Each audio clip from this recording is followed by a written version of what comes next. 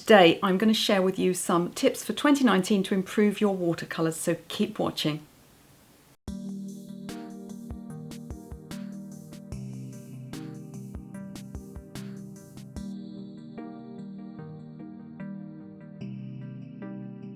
So when I started painting, I looked immediately for things that didn't require any talent, because learning to paint and draw is really, really hard. So if there are things you can do that will just make the process easier, then why on earth wouldn't you do those things? I would liken it to learning the piano and trying to learn on a piano that was out of tune. It wouldn't work, it wouldn't be any good for you. So what I'm going to give you today is 8 tips that will really help improve your watercolour painting, and they don't require any talent in painting and drawing whatsoever. Do those simple things and you'll already be on the right road.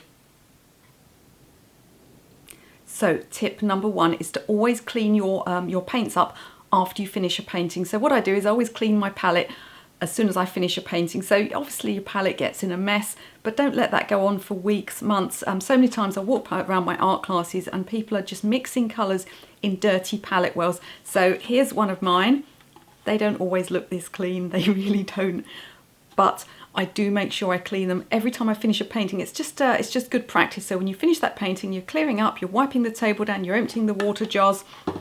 Pick up your palettes as well, go over to the sink and with an old toothbrush give them a scrub.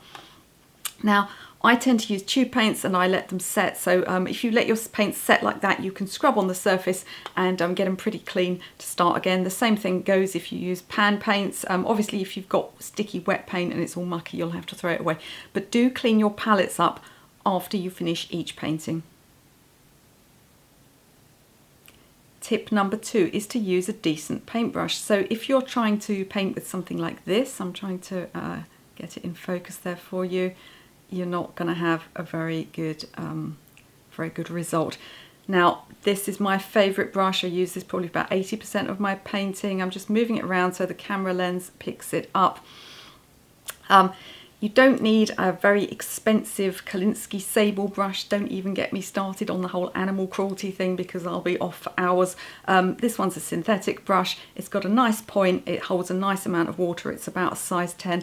I'll link to the one I'm using in the description below, but any synthetic, they call them round brush, but they've actually got a point on the end. Any synthetic watercolour brush that holds a decent amount of paint and has got a decent point will do you some good. Don't be imagining that you're going to paint a good picture with a rubbish brush. Now don't throw the old brushes away. That's why I've still got mine, because they're really, really useful for all sorts of techniques where you're going to mess up your brush a little bit. So don't throw them out, but make sure you have at least one good watercolour brush.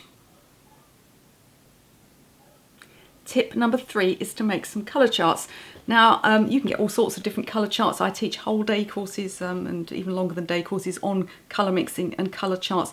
But to start with, all you really need to do is paint the paints that you've got on a piece of paper and gradually increase the amount of water. So I'm going to show you, here's one I've got. This is my blues. Okay, there you go. Now each of those rows is just one colour. So in other words, I've got the paint itself getting significantly lighter as I add more water. And if I just bring this up in front of my face, there you go.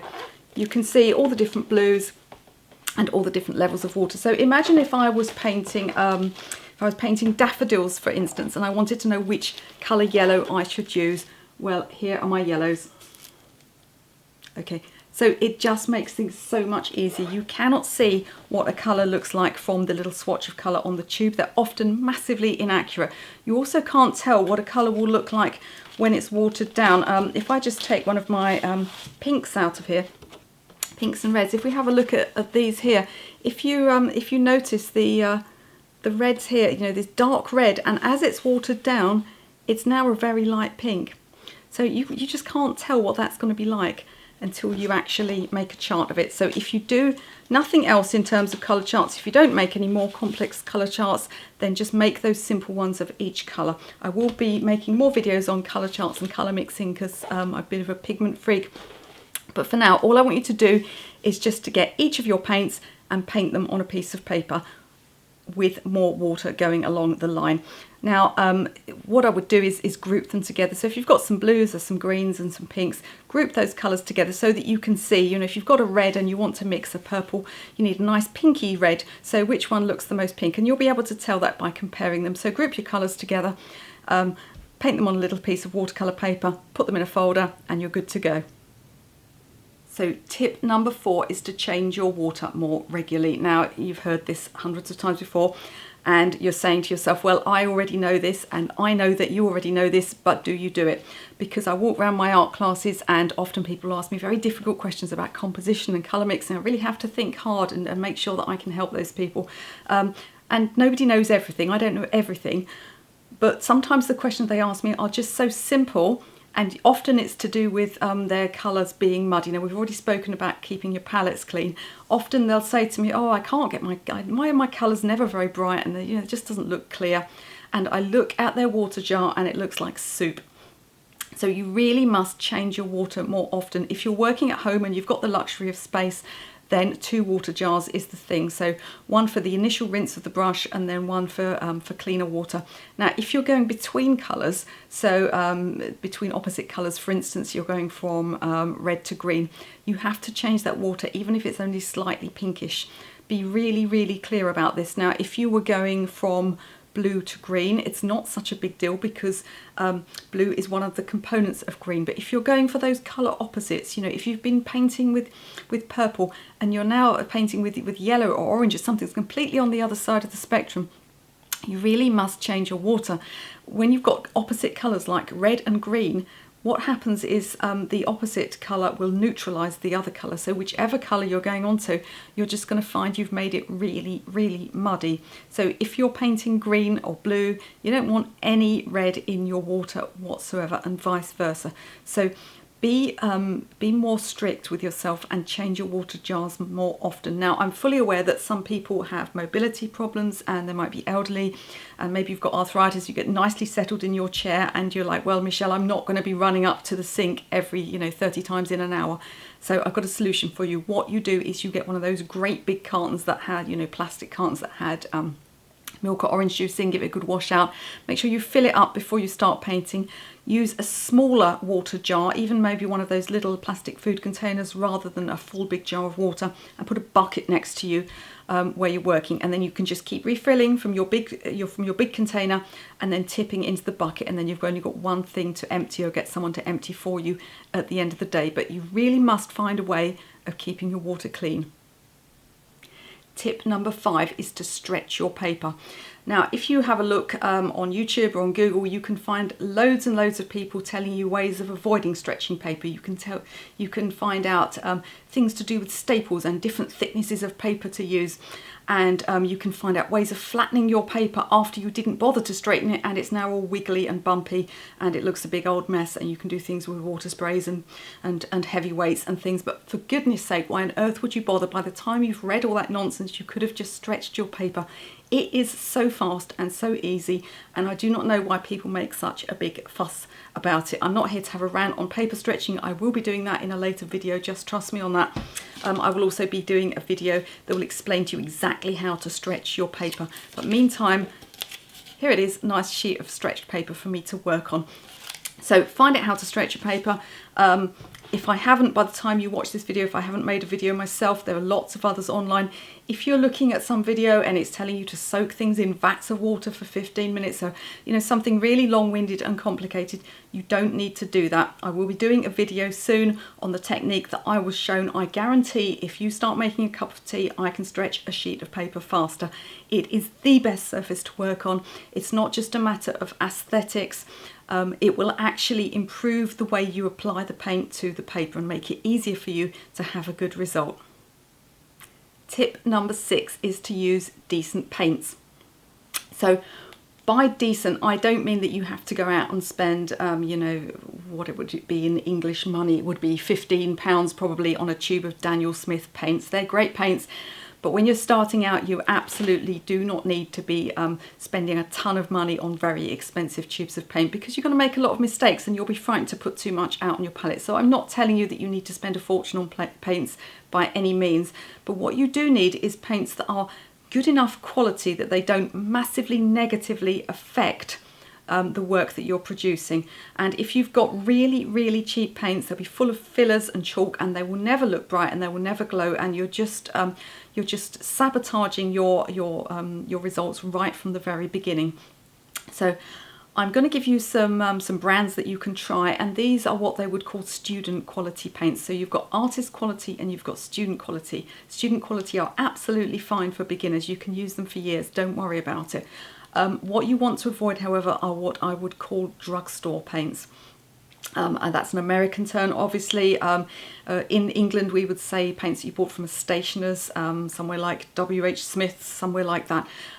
So if you buy those massively cheap paints, they're just not going to do you any good. And be careful, because sometimes they have sort of posh brand names, but they're just the brand of the shop. They're not actual proper brands. So I'm going to give you some proper brands who do student quality paints that you're going to love. So the first brand for you is the SAA. So that's just the letters SAA. It's a British brand, but they do sell them on Amazon US, so you can get hold of them. I'll put some links again in the description below. They only have one range, SAA. They say they're a professional range, and some of the paints are certainly professional quality, but I would personally pitch them somewhere between a professional and a student range. So that's SAA. The second ones you can get are Winsor & Newton Cotman. Now, Winsor & Newton ordinary range are artist quality. Now, if they've got the word Cotman on, Cotman was an artist, obviously they've named their students range after him. So if they've got Winsor & Newton Cotman, that's the Winsor & Newton student range, and they're one of the best brands in the world. So have a think about getting some of those. The paints I use are actually Talon's Rembrandt. Now, Talon's do a student's range called Van Gogh, so I'm going to recommend, if you're starting out, that you try some Talon's Van Gogh paints. Very good paints. And the last one, probably the cheapest for the brightest sort of colour payoff, as it were, are White Nights paints by St. Petersburg. All of these ranges, I believe, do pan paints as well as tubes, so you've got loads of choice there. And just using proper students' quality paints rather than cheap rubbish that somebody gave you, at this time of year, I'm filming this in January, often people have given you paints for Christmas, and, grateful as we are, perhaps you need to just keep those paints for when you're playing with the children or the grandchildren, and get yourself something decent. Tip number 7 is scraps of paper. So why am I waving scraps of paper at you? In my art classes, I put them out in the middle of the table all the time, and the reason for this is that I encourage my students always to try out colours and techniques before they put them on their paper. So how many times have you been painting and you've thought, oh, this might work, or this colour might look nice, so I'll try this technique I saw on YouTube, that nice lady Michelle showed me. You have a go at it and it's a disaster. So you really want to give yourself the best chance of success. So if you're not sure if a technique is going to look right, if you've got this idea of something you could do to show tree bark or grass perhaps, or clouds, you don't know if it's going to work, for goodness sake, get some scraps of paper and try it out first. Now, if you've been stretching your paper onto board, chances are you'll have some strips of paper cut up from that as well, so you can just keep those for that purpose. If not, if somebody's given you some old paper that for Christmas that isn't very isn't very up to scratch or something like that, some cheaper paper, you can use that. So you want your scraps of paper, and I want you to try everything out before you put it on the paper, unless you're absolutely certain of what's going to happen. The other reason for doing this is that watercolour paint dries about 50% lighter. So if you try your technique out on a piece of paper and leave it to dry for 5 minutes, go and have a cup of tea. You can come back. I'm always talking about tea, aren't I? I'm British, I'm afraid. We drink a lot of tea. You can go and have a cup of tea, come back and see what the colour looks like. And maybe it's dried a lot lighter than you thought it was going to dry. So just getting into the habit of trying out your techniques and your colours on a scrap of paper before chucking them on your paper will give you great results. So finally, tip number 8 is to paint with other people.